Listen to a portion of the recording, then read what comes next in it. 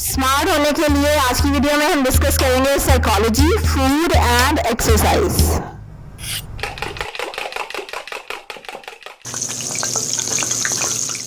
अस्सलाम वालेकुम, welcome to love to cook. You can do it, the best place for easy cooking. आज हम discuss कर रहे हैं कि हमें स्मार्ट कैसे होना है। उसके लिए साइकोलॉजी को सबसे पहले हम देखेंगे कि साइकोलॉजिकली आपने अपने आप को डील करना है। आपको अपने जहन में सेट करना है कि आप क्या बनना चाहती हैं और क्यों बनना चाहती हैं।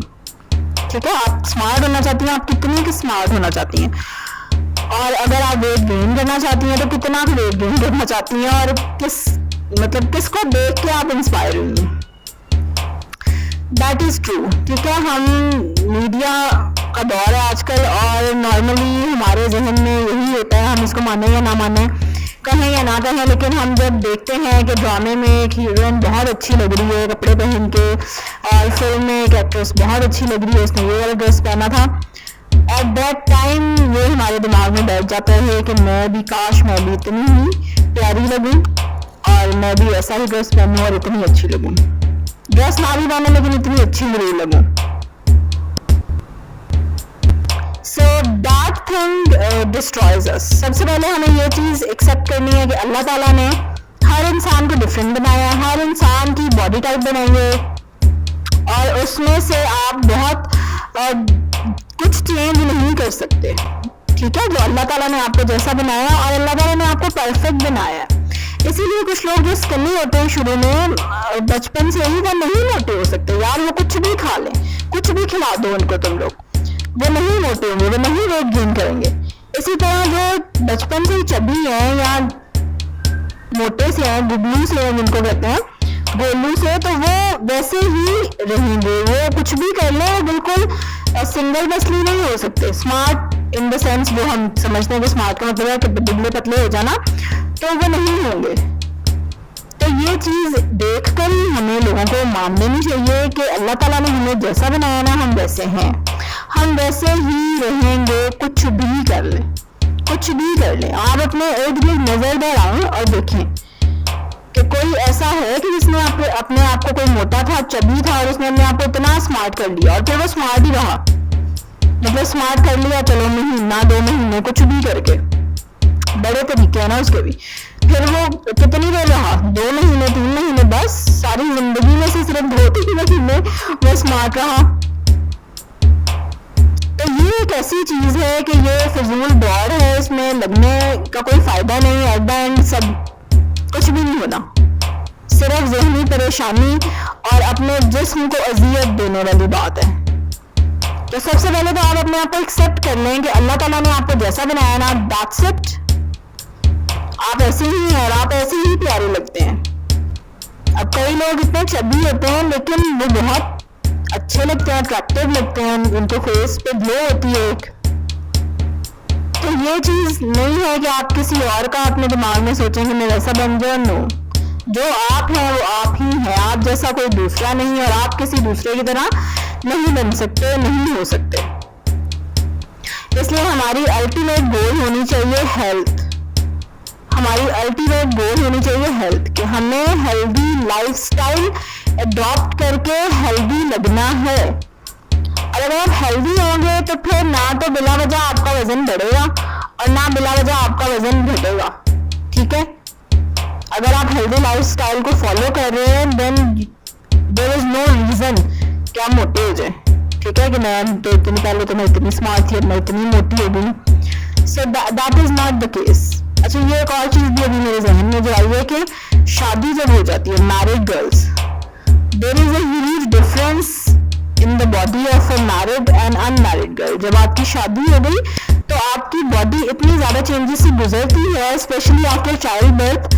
तो आप ये सोचें कि अब मैं इतनी स्मार्ट हो जाऊँ, या मैं वैसी क्यों नहीं हूँ, या मेरी बॉडी, बिल्कुल आप मेंटेन कर सकते हैं अपनी बॉडी को बाद में भी, लेकिन ये सोचना कि हाय मैं पहले जैसी नहीं, मेरी बॉडी यही, या ये भी जुल्म है अपने आप के साथ। ठीक है, ये भी जुल्म है।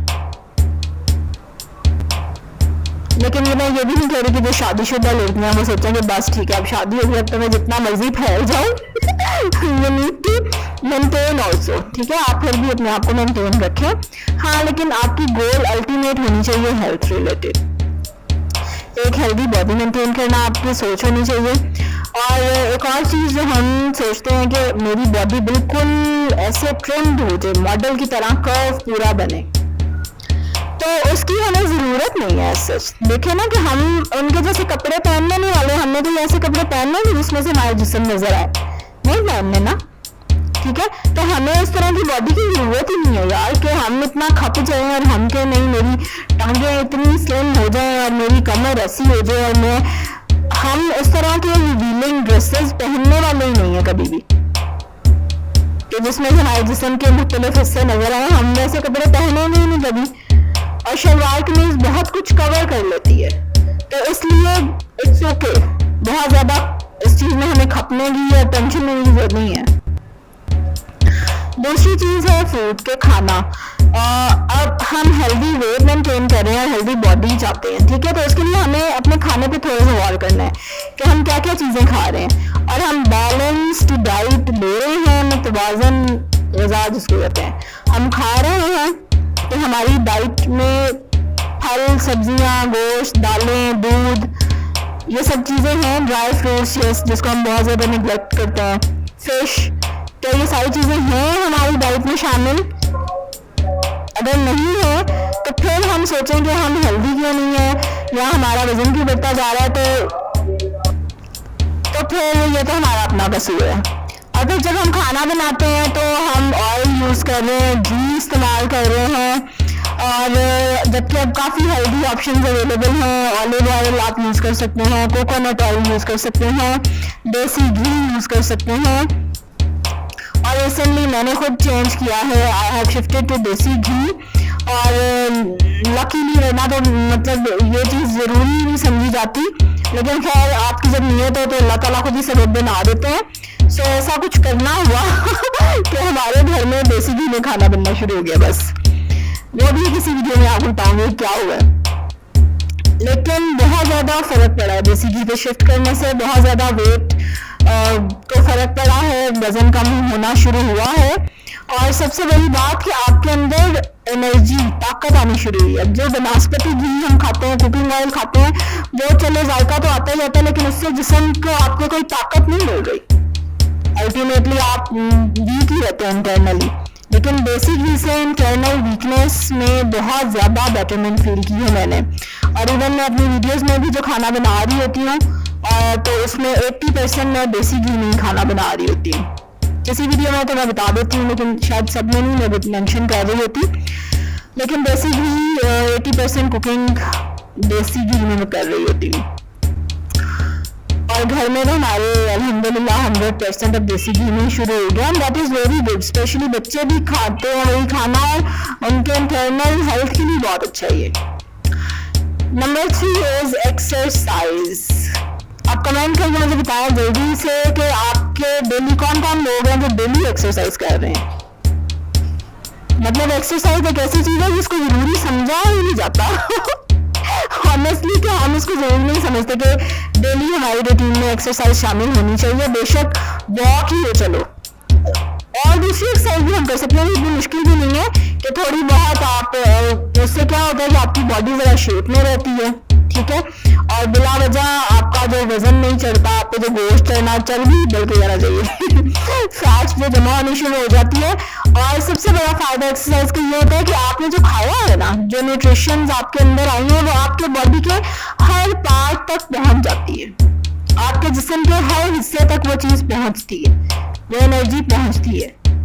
And this is again a very healthy thing कि आपकी पूरी बॉडी एक होश में आती है एक्सरसाइज के बाद ना, एक जॉल्ट उसको लगता है, और आप ऑटोमेटिकली फ्रेश फील करते हैं, ऑटोमेटिकली कम टेंस फील करते हैं, आप ऑटोमेटिकली आपका दिल करता है काम करने को, आप एनर्जेटिक फील करते हैं कि मेरे अंदर एनर्जी है।